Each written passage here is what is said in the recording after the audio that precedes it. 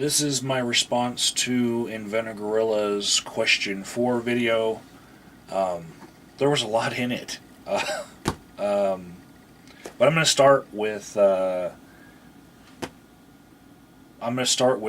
last thing that I noticed about his video. He inserted a little Steelers suck comment in his outro, and of course I'm vain enough to believe that he was directing that towards me, and not all Steelers fans. And it's no secret, in a lot of my videos there's a lot of Steelers paraphernalia. And what I have to say about this is that it's okay for someone to think that the Steelers suck. But my criticism of Inventor Gorilla saying this is that we don't know which NFL team Inventor Gorilla roots for. And Inventor Gorilla himself has criticized other channels that don't make any positive assertions, and they don't show their faces, and he calls them faceless channels. You know, they're only there to criticize, and they don't put forth their own ideas for criticism.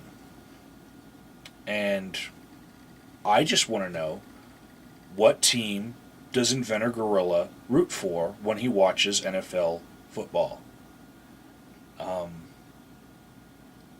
Not every NFL game happens at the same time as church, so I'm pretty sure that IG has a chance to watch a game or two. So, who does he root for? I wonder. Let's see, the next thing Inventor Gorilla talked about, or the first thing anyway, the next thing that I want to talk about, what he said. But the first thing that he talked about was drama, and how he's gotten a lot of criticism for having videos about drama. I've gotten the same criticism, and with words in comments or to my face in Skype, or people have told me that they don't like it when I do drama videos, and that I should make more content videos. But in practice, when I make content-driven videos, like, say, my road signs of religious stupidity, or me reading from a book that is something that a lot of people would take offense at, those videos routinely get under 50 views. And anytime I do a drama video, especially if I put the words Inventor Gorilla and Ponage in the title of a video, I get like 250 views in a day. So I completely agree with Inventor Gorilla that people love to watch these drama videos, and then they love to criticize the drama. It's like they're watching it just to say, I don't like drama. Now, put out another drama video so I'll click on that too and tell you that I don't like drama. So Inventor Gorilla and I agree on something there.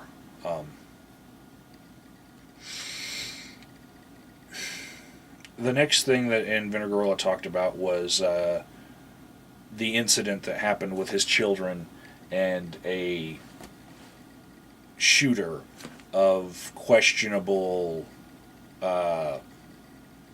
reality. Inventor Gorilla thinks that there was a drill or a study being conducted whereby a fictional shooter was invented just to create a panic at his daughter's school, and this shooter, or supposed shooter, he'll just fade out of people's consciousness because there will be a lack of reporting on it. And the point that I am not following Inventor Gorilla on at this moment. I didn't see who was trolling him again about it. I've trolled him about it because it seems like a conspiracy theory to me. But the point where I'm not following him in this particular video is that I think there's a bit of an ethical problem if you're going to run a drill or an experiment if you don't tell people after the fact that it was a drill or experiment. I understand that sometimes you cannot test something by telling people, this is a drill before you drill them. You get more realistic results from fire drills if you don't warn people that it is a fire drill, if they actually believe that there's a fire. But after every fire drill that I've ever been in, for school or for a business, after every one of them, I've been notified that it was in fact a drill, or I've been notified that there was in fact a fire. And to not tell people the truth after the fact, I think presents an ethical concern that I think the LAUSD has already shown that they understand, because they tell the teachers and the students after a fire drill that it was a fire drill. And I don't see why they would have to withhold the information that they concocted a story of a fake shooter in order to see what happens when there really is a shooter. If they've already gotten their information, they should be able to just say, hey, we were testing how well we do in this circumstance, and it would probably give people a lot more confidence in the LAUSD if they knew that drills like this were being conducted for the safety of the children or for better management purposes. But that being said, I like to watch a lot of shows about activism, and one of them that I've watched about a season and a half of now is called Jamie Oliver's Food Revolution. And it's different from some of the shows like The Biggest Loser or any show where they take obese people and they try to get them to be skinny people. There was another show that I just can't really get into. It was a extreme makeover show, and it was very close to The Biggest Loser format, only it was just one person.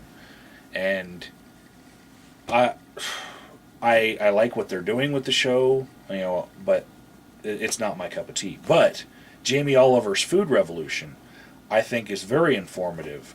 And in this season, he's actually in LA, and one of the problems that he has with trying to conduct his program of trying to make food in schools better for children is that the LAUSD shut him out of schools.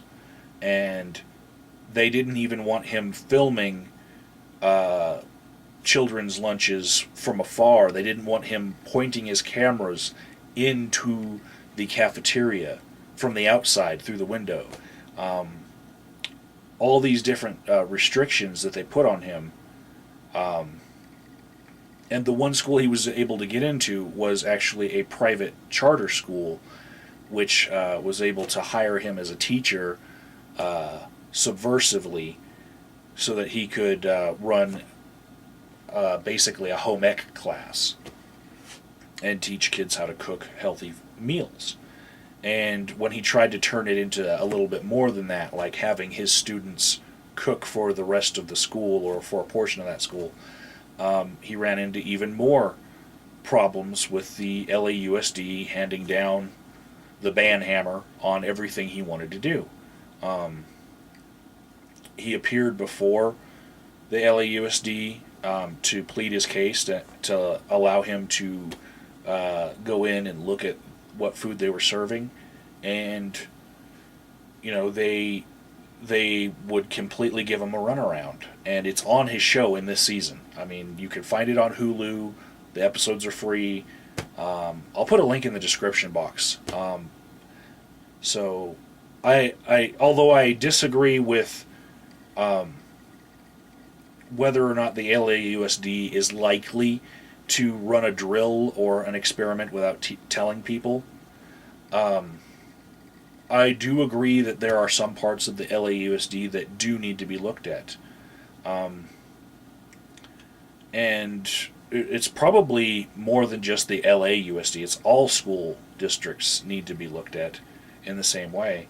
And it's just that the LAUSD is more, I guess, protective of their skeletons in their closet, because if it were widely publicized that the chicken nuggets that the LAUSD serves to their school children were made from a quality of meat that isn't even fit for prisoners, and that those chicken nuggets actually are causing a lot of the obesity problems, and that every meal that they serve in the LAUSD is accompanied with French fries, which are basically fat pills.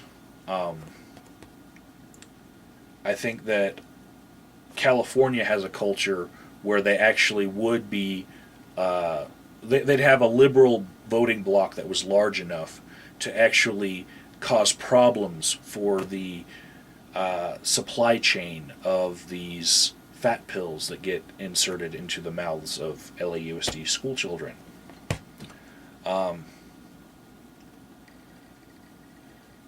Yeah, I've been on a health kick lately. I can't get into the Biggest Loser. It's like it's more tear jerking than it is informative. But on the food side, like Jamie Oliver's Food Revolution, I can get into healthy cooking. I just ate a bowl of healthy chili that I made, and this is way off topic, but I burned the bottom of my chili last night, and it was just a little bit, because I bought a stock pot that it wasn't thick enough at the bottom. The metal wasn't thick enough, so it doesn't disperse the heat properly. So I'm going to have to buy yet another stock pot just for chili cooking. But I burned a little bit on the bottom, and the smoke flavor got through the chili. And I Googled it, and a lot of people were saying that you put a spoonful of peanut butter for every pound of chili that you have, and it will take the smoke flavor out of the chili. And so I transferred the top portion of the chili, the part that wasn't scorched, into a crock pot last night, and my brother wanted to add some habaneros to see if the other type of spice would help a little bit. But between the 5 habaneros that were just sitting in the crock pot soaking into the chili and the peanut butter, all the smoke flavor is out of the chili. And I can still barely smell a little hint of I burnt the chili in the kitchen, because it's a very pervasive smell, but the peanut butter saved the chili, and so Google has saved the day once more in my life.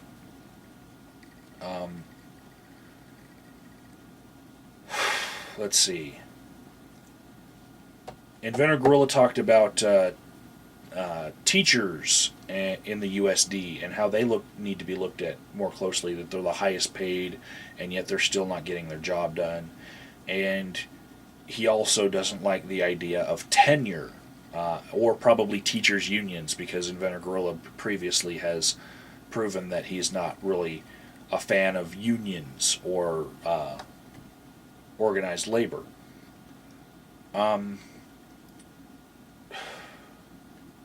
I believe that it's gotten to the point of ridiculousness with the tenure, but I don't mind a system of tenure that doesn't give all the benefits that tenure gives to teachers now. I mean, it's really about how much they give them because of tenure, rather than rewarding teachers for being in a position for a very long time. You know, I think that you have to have some sort of system of saying which teacher should be the head of which department, you know, and tenure is about the best system you could have. You know, which teacher has been teaching in that department for the longest.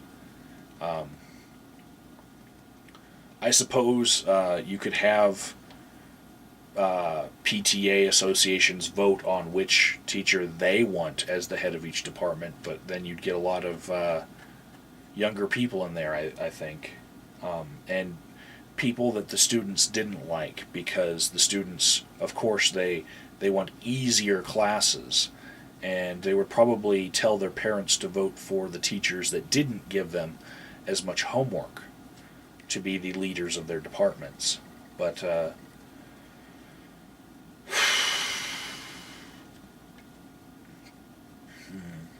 I also have a problem personally with the results-based system that Inventor Gorilla is putting forth, because a teacher can do everything in their power in order to get their students to learn, and if there isn't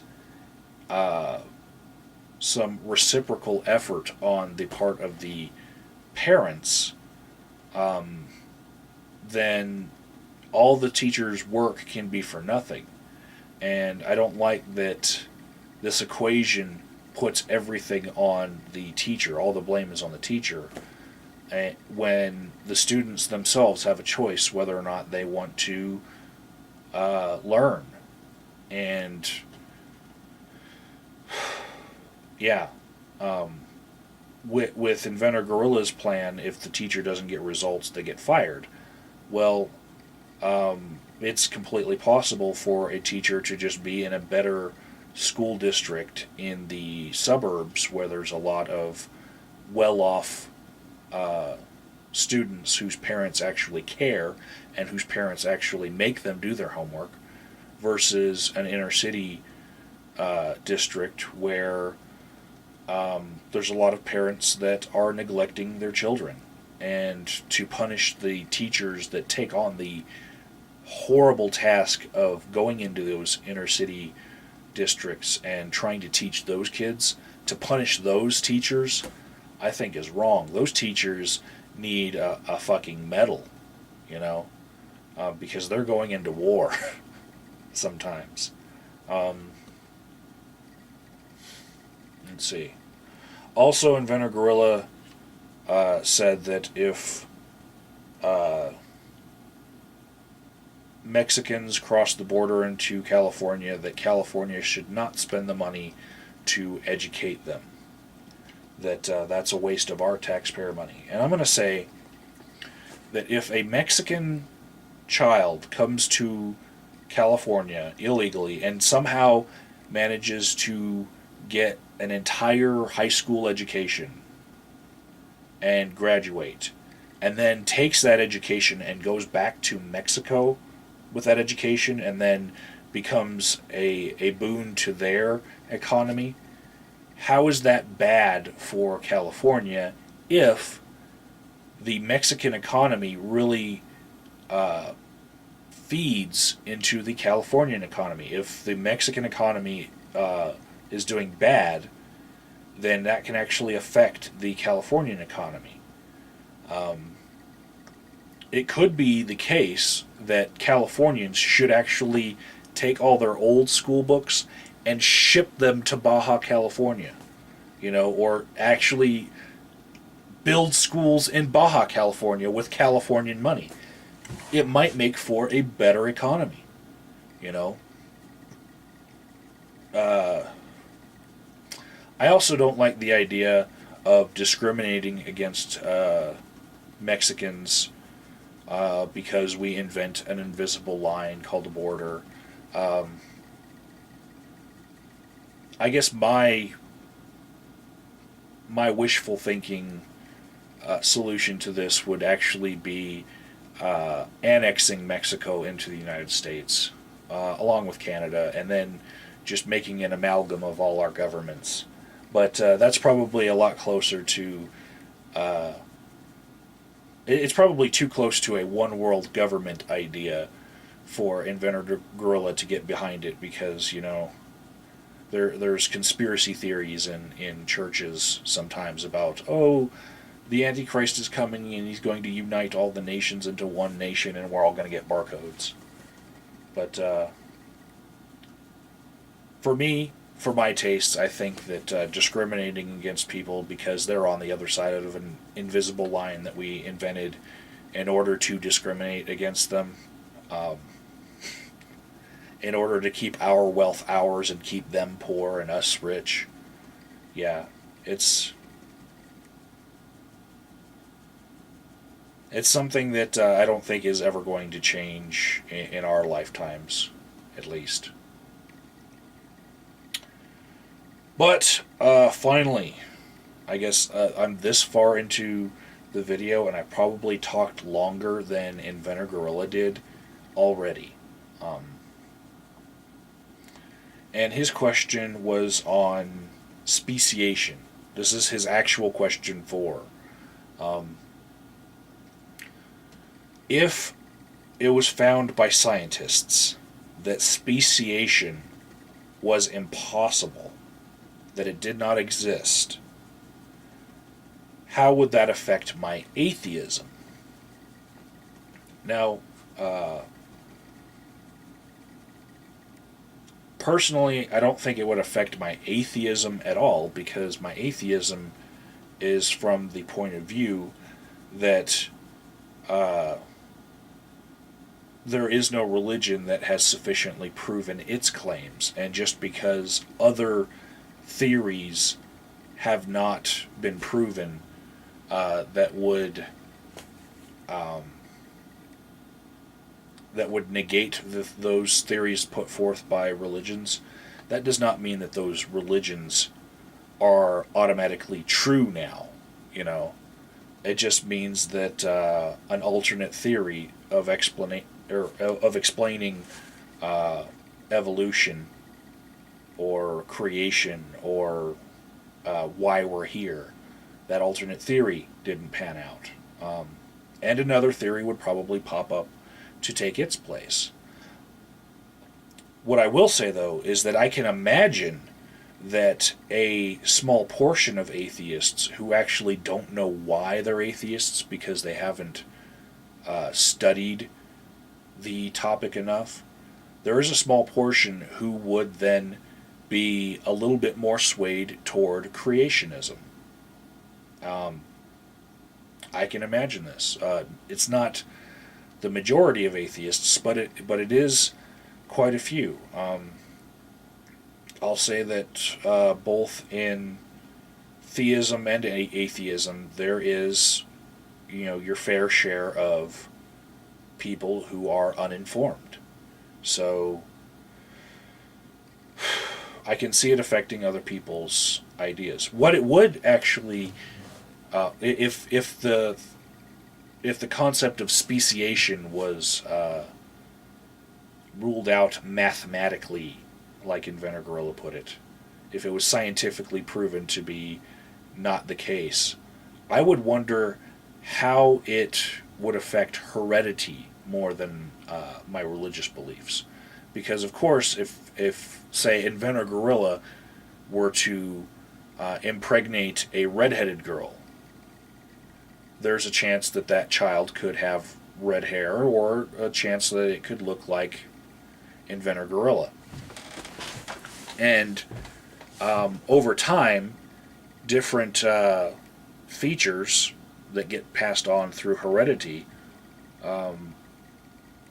could result in, a completely different species under the current model. But I guess this scientific claim that speciation does not exist would have to have something to do with the reproductive genes are set and they don't change, but all the heredity genes, the ones that create features where we can tell that we come from our parents because we kind of look like our parents and we don't look like other people's parents. You know, those genes that control hair color, facial features, size, all those genes apparently would be something that can change with heredity, but just the fact that we can procreate with each other, which is part of the definition of the word species, that we as a group can procreate with each other. Just that fact never changes, and that no one ever falls out of the ability to procreate with the rest of the group through this heredity process. And I think it would have a lot more ramifications with genetics and heredity than it would any sort of religious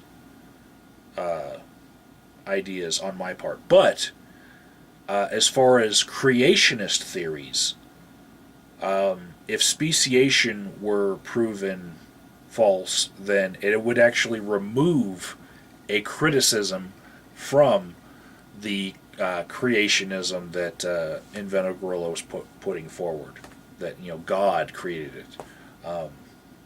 But it would also remove criticism from, say, space aliens seeding our planet with life forms that they created. I think it would blanketly remove the criticisms that come from the science of biology, from anything. It would blanketly remove any criticism from a biological standpoint, from any theory. The flying spaghetti monster did it, Vishnu did it, Allah did it. They all would be one step closer, I guess, to believability. In that there was one less criticism of them. They haven't proven any claims that they've made, but there is one less criticism.